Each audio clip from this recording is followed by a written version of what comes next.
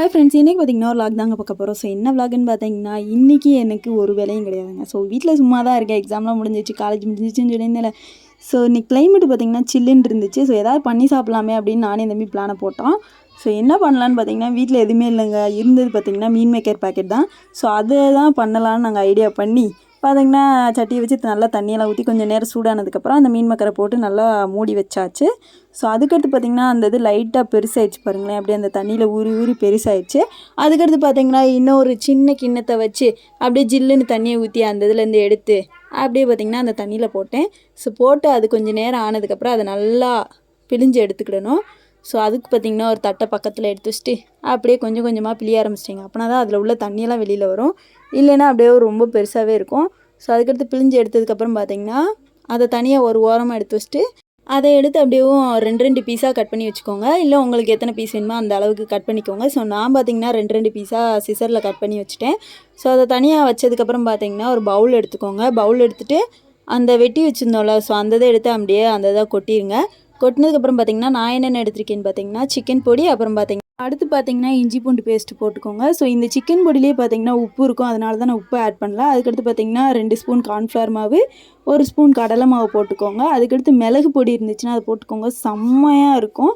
So அதுக்கடுத்து பார்த்திங்கன்னா எல்லாத்தையும் மிக்ஸ் பண்ணிடுங்க. நல்லா உள்ளே போகிற அளவு நல்லா அம்மிக்கு மிக்ஸ் பண்ணுங்கள். அதுக்கடுத்து பார்த்திங்கன்னா இப்படி தான் இருந்துச்சு. நல்லா மிக்ஸ் பண்ணி முடிச்சதுக்கப்புறம் பார்த்திங்கன்னா அதை தனியாக ஒரு மூடி போட்டு நம்ம மூடி வச்சுருவோம். அது ஒரு 10 நிமிஷம் இல்லைன்னா 1/4 மணி நேரம் ஊற வச்சுக்கோங்க.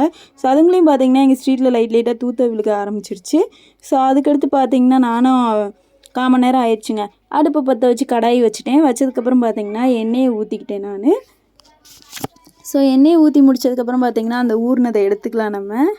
ஸோ எடுத்தாச்சு. எடுத்ததுக்கப்புறம் பார்த்திங்கன்னா இப்படி தான் இருந்துச்சு பாருங்கள். நல்லா மசாலா ஃபுல்லு உள்ளே போயிடுச்சு. போனதுக்கப்புறம் நானே தம்பி கொஞ்சம் நேரம் ஃபன் பண்ணிகிட்டு இருந்தோம். இப்படி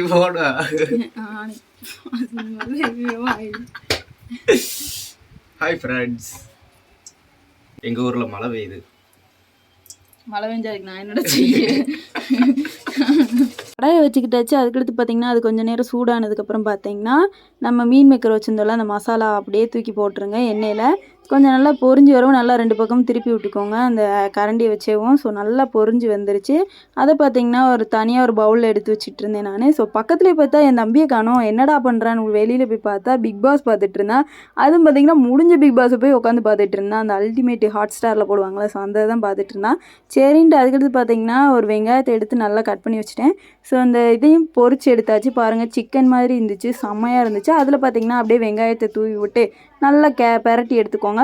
ஸோ அவ்வளோதான் மக்களே, இப்படி தான் இருந்துச்சு. நாங்களும் இந்த மழைக்கு ஏற்ற மாதிரி சுட சுட அப்படியே சாப்பிட ஆரம்பிச்சிட்டோம்.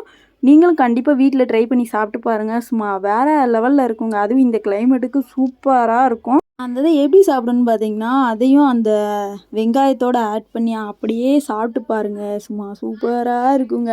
அப்படியே சிக்கனை சாப்பிட்ற மாதிரியே ஒரு ஃபீலிங்காக இருக்கும். ஸோ மார்கழி மாதம் சிக்கன் சாப்பிட முடியாதவங்க இந்த மாதிரி செஞ்சு சாப்பிட்டு பாருங்கள். ஸோ அதுக்கடுத்து மழையும் பெய்ய ஆரம்பிச்சிச்சு. எங்களுக்கு இந்த டே இப்படி தாங்க போச்சு. ஸோ உங்களுக்கு இந்த வீடியோ பிடிச்சிருக்கும் நம்புறேன். பிடிச்சிருந்தா சப்ஸ்கிரைப் பண்ணிவிட்டு லைக் அண்ட் ஷேர் கமெண்ட் பண்ணிக்கோங்க.